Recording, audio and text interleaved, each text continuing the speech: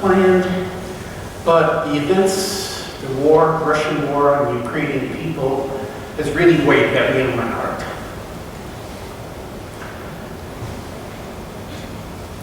Part of it is simply, it's really hard to understand the assassination of children. It's just absolutely, how do you describe what it is? It just seems like the whole world is turned upside down. Bad enough that mothers, I won't describe everything, but what they've done to some of the pregnant mothers is absolutely just, but it made me think about what's really important. I have tons of beliefs like many of you, but I realized that with a child, to me, sorry, the images are seared in my brain.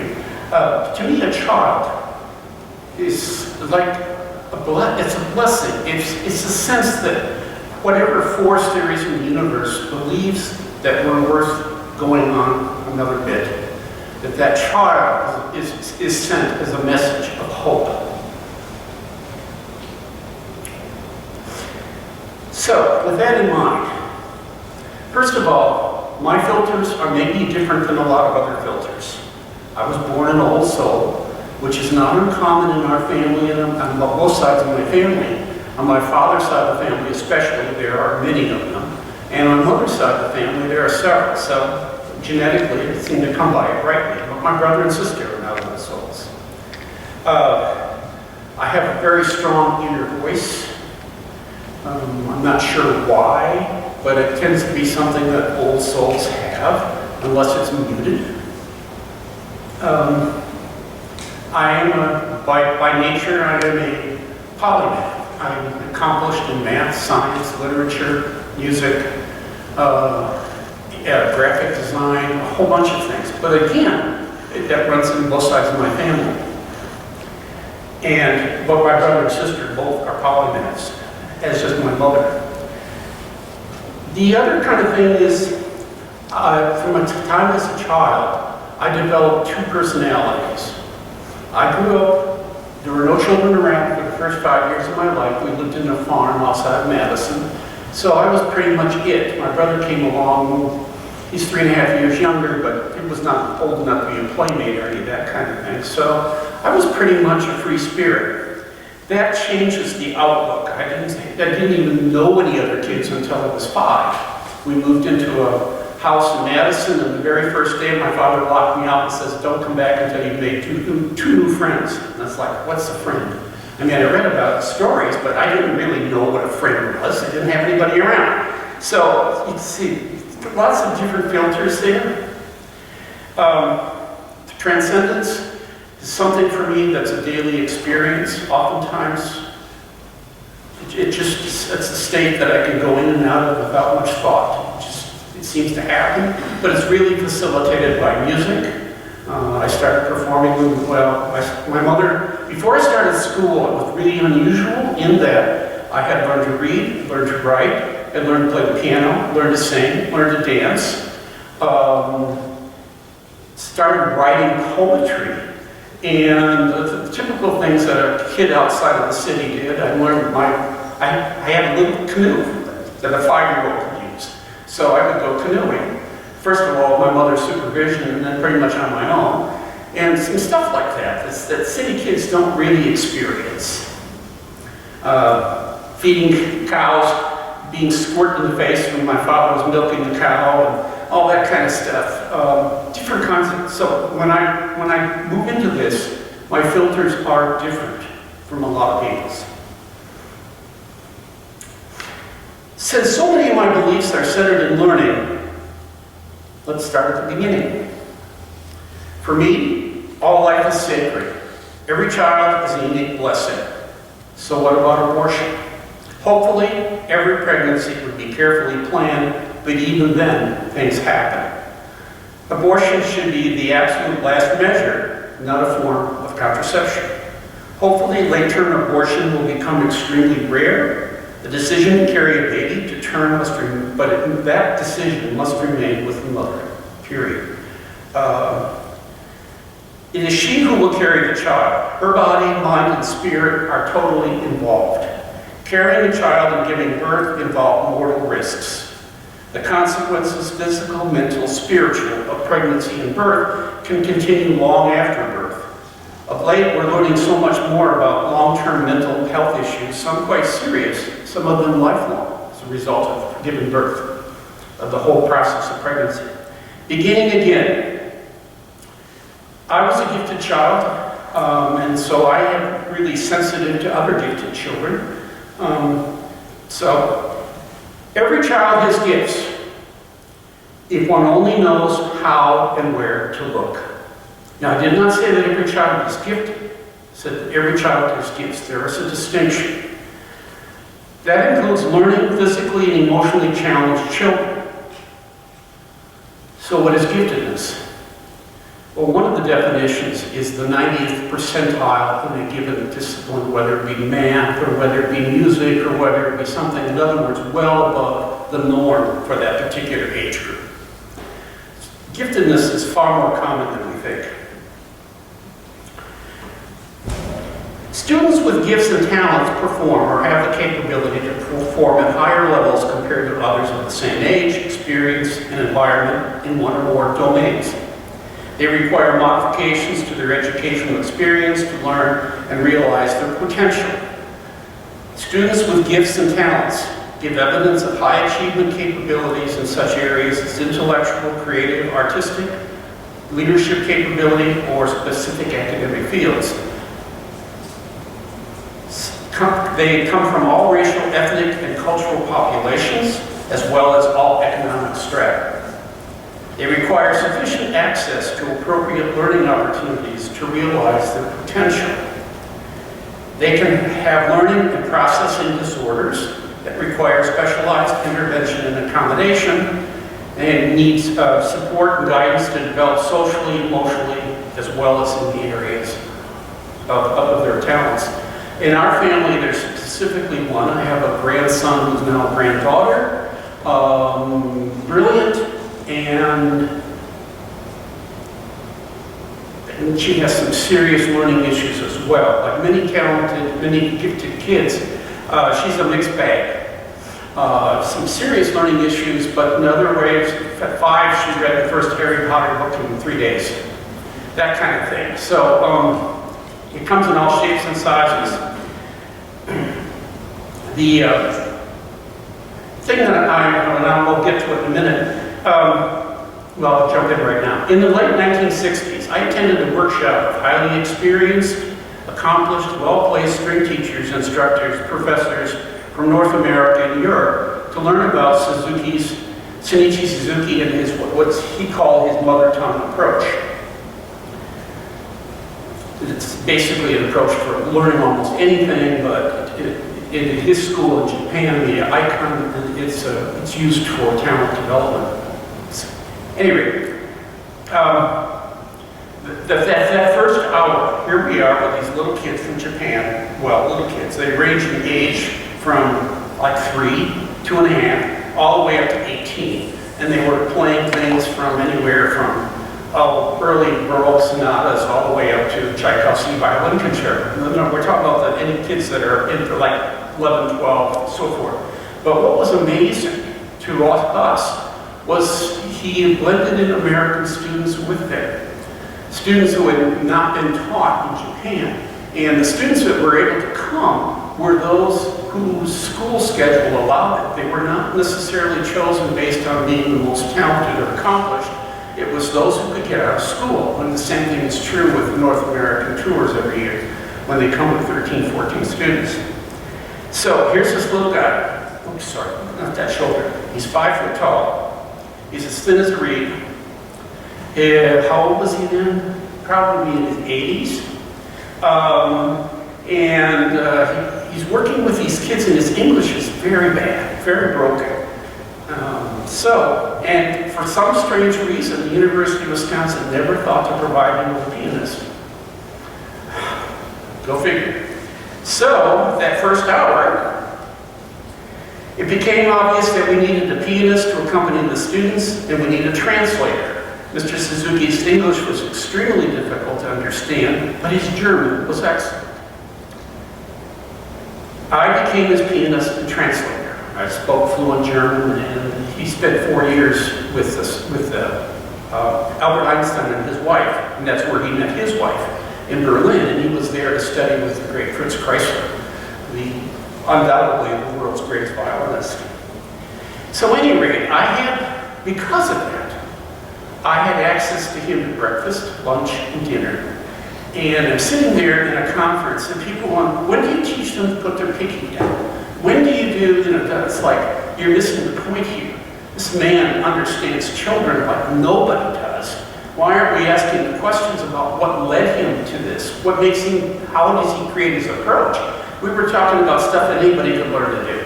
You didn't need to have him tell us. But it was extremely interesting because I understood enough about cultural differences to know that I did not want to pose a question to him that would require, that he might respond to no, because he wouldn't say no. So it was very careful how you construct the questions, and I learned an awful lot about child development.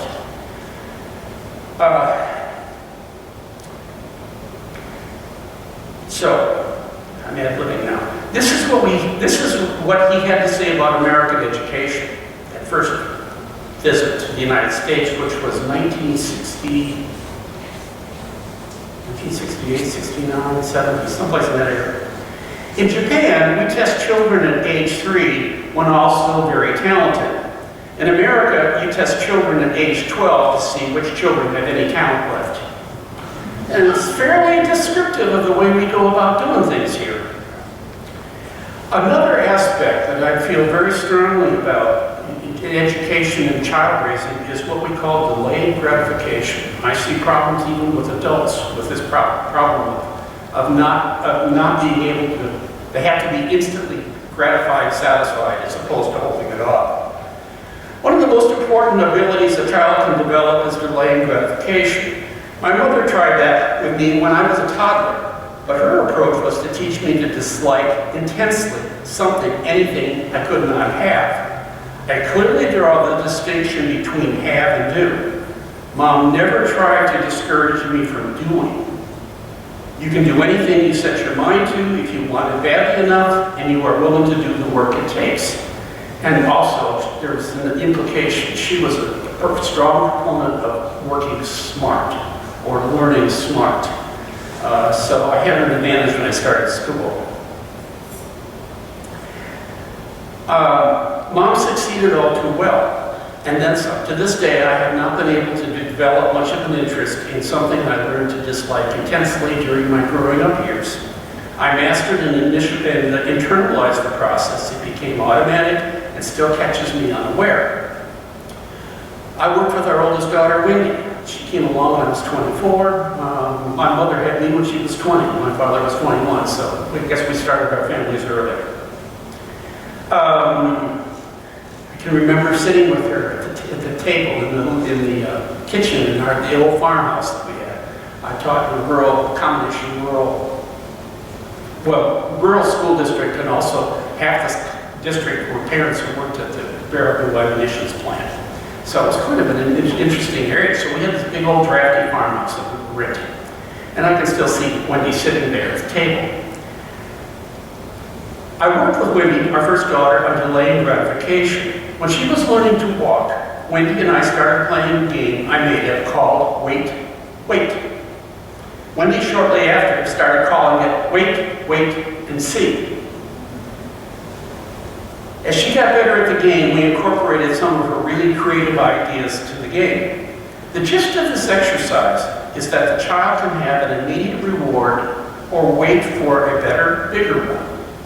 The goal is to increasingly draw out the wait time and to internalize all the process. Wendy got very good at this, tapping her fingers in tempo on the table, on the side of her head, perfect rhythm, 60 or whatever it is, but there were other things. At the same time, she was listening to tapes. They were made for her before when she was still in utero, the Suzuki, the learning tapes. And they included some of the early pieces that she would learn. And I had added to it some poetry and some basic principles in math and chemistry. The idea a little bit far-fetched, was that by subconsciously absorbing this thing, hearing it over and over and over again, it would jumpstart their learning. I'm not so sure of that. And I don't know if I'd recommend that now, but at any rate, she had these tapes, and she could tap out in tempo, anything on there, including the rhythm of the poetry. But it just shows you that we do not understand how talented children really are. We just don't develop it. So,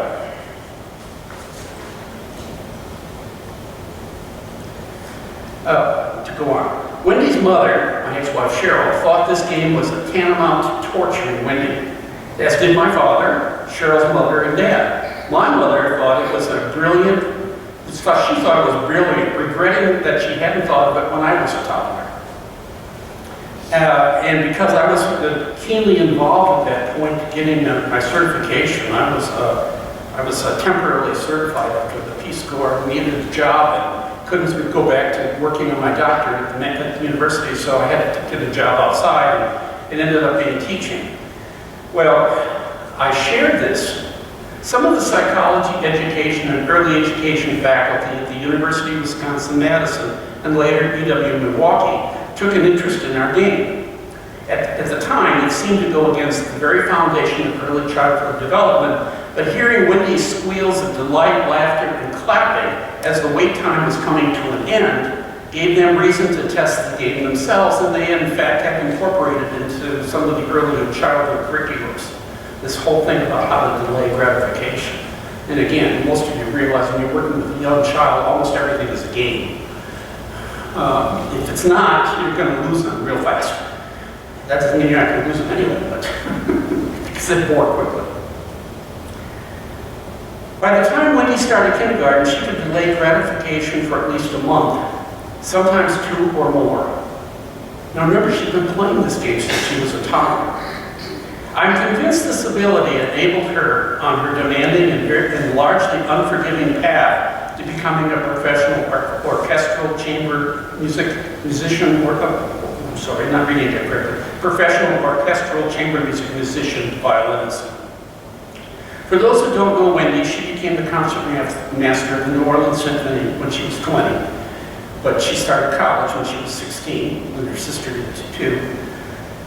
So she was concert master during the whole revolting time when the board mismanaged funds and the orchestra musicians themselves created the Louisiana Philharmonic. So she became their personnel manager, their concert master, all of that when she was 20. And on her 26th birthday, she became the first rotating violinist of the Boston Symphony and the Boston Pops. I do not think this is just strictly because of the talent. I think it's because of talent development. And again, one of the things that I do as a teacher is work with students on delayed gratification, even with adults. They don't often know what's really going on. Some of them figure it out, but it's one of those areas that makes a huge difference in whether you succeed or not, is being able to delay gratification. My mother did not repeat her experiment with my brother and sister. Unfortunately and regrettably, I did not repeat wait, and see with our second daughter, Dana. A little bit about learning theory here. I'm going to start with, many of you who've been at education or psychology courses will recognize the work of Jean Piaget, the Swiss psychologist, 1896 to 1880. His theory of cognitive development described and explained changes in logical thinking of children and adolescents. Piaget proposed that children proceed from 4 stages based on maturation and experience. Piaget's theory is guided by the assumption of how learners interact with their environment and how they integrate new knowledge and information into existing knowledge. Briefly, he proposed that children are active learners who construct knowledge from their environments. They learn through assimilation and combination, and complex cognitive development occurs through equilibrium. The interaction of the physical and social environments is key for cognitive development, and development occurs in stages. And for those of you that have had the courses, you know that one stage has to be complete before you, in other words, you have to master one stage before you actually enter another one. That one is somewhat in question today. Then comes along a person whose theory blew my mind away. when I first learned about it. The Russian psychologist, born the same year, a couple months later than Piaget, his name is Lev Semenov Vygotsky. Russian is the key here. During that time, he was living in communist Russia. And it obviously affected the way he thought about child development. Here are some of his things.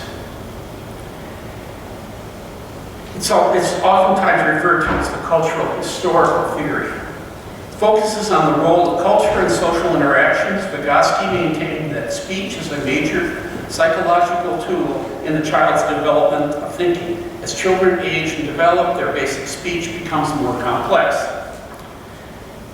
Vygotsky's theory is guided by 6 major assumptions. Children develop through informal conversations with adults. The first few years of life are critical for development, as this is where thought and language become increasingly independent. Complex mental activities begin as basic social activities. Children can perform more difficult tasks with the help of a more advanced individual. Today, we call that scaffolding. Tasks that are challenging promote cognitive developmental growth, and play is important and allows children to stretch themselves cognitively. I have, over the years, it's been very, very clear when things aren't working in a classroom, it's very often has very little to do with the task at hand, but the approach to the task at hand. I have discovered, they basically say children can't do math before they're such and such an age. If you've ever seen Roma children, which we call gypsies, you'll find that at 3 or 4 or 5, they're dealing with money very, very well. They can add, subtract, they give you exact change. They're not supposed to be able to do this. But the culture places a great emphasis on being able to do this. And so basically with Vygotsky's theory added to Piaget's, we understand that a lot of learning is cultural based. If a family values something, let's say the family's dad is a sports coach or a soccer coach or whatever it is. And in our family, we're orchestral musician or a cellist, all that stuff. And a mother that's also a violinist. Well, it's only reasonable. The child who grows up with a father that's a soccer coach, where the family values soccer, is going to learn to play soccer and learn the rules of soccer much quicker than children who are not exposed to that. And it's the same thing if you grow up in a musical household. By the time you actually get around your brain, first of all, there's just the structuring of the brain. That's why we don't start violin. Well, there's an exception. Our youngest daughter started when she was 18 months old, but that was because of the family, the cultural thing. Everybody played, so she wanted to play too. So she's either going to teach herself or we're going to help her learn. You know the child. It's called "Help Me or Get the Blank Out of My Way." That's both of our kids. Well, the thing with when you come back to the Vygotsky, though, and the social cultural thing, is that now it's starting to enter mainstream education. But I find all too often in a classroom that it's not so much what I say or do as the cultural, there are things going on in the class that are very social and very cultural, and if I pay attention to those carefully, things go much smoother. And if I don't,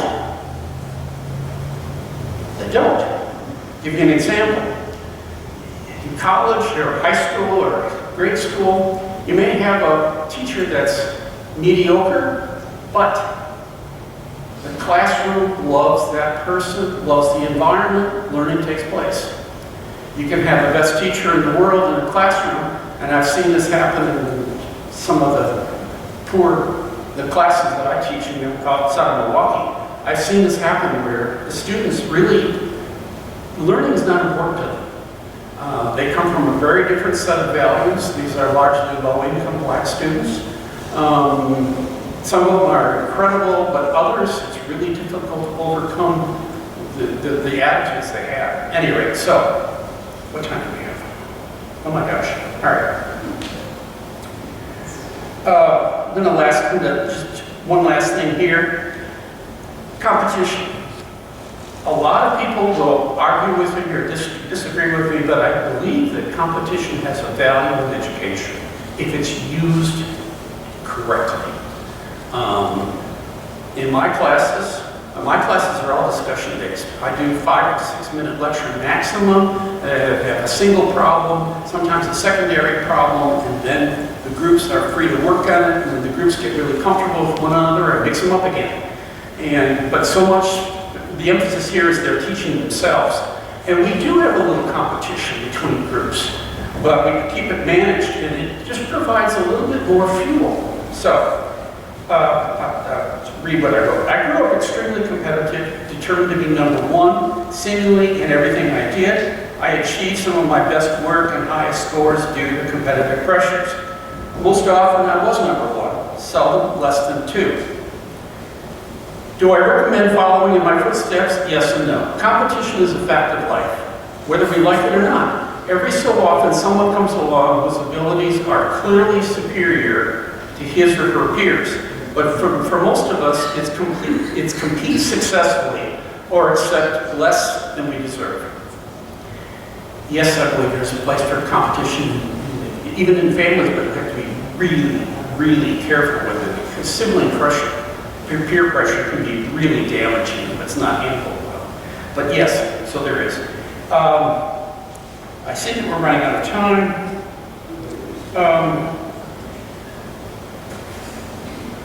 The title was meant for a different sermon, but I'll explain it in short. When I'm teaching, one of the things that I've learned really, really well, I was offered this incredible dream job back when COVID hit, and it was teaching online for a school system outside of Milwaukee and a college as well. And I have a colleague, and always it was yes, but. And she kept wondering why her students were so argumentative.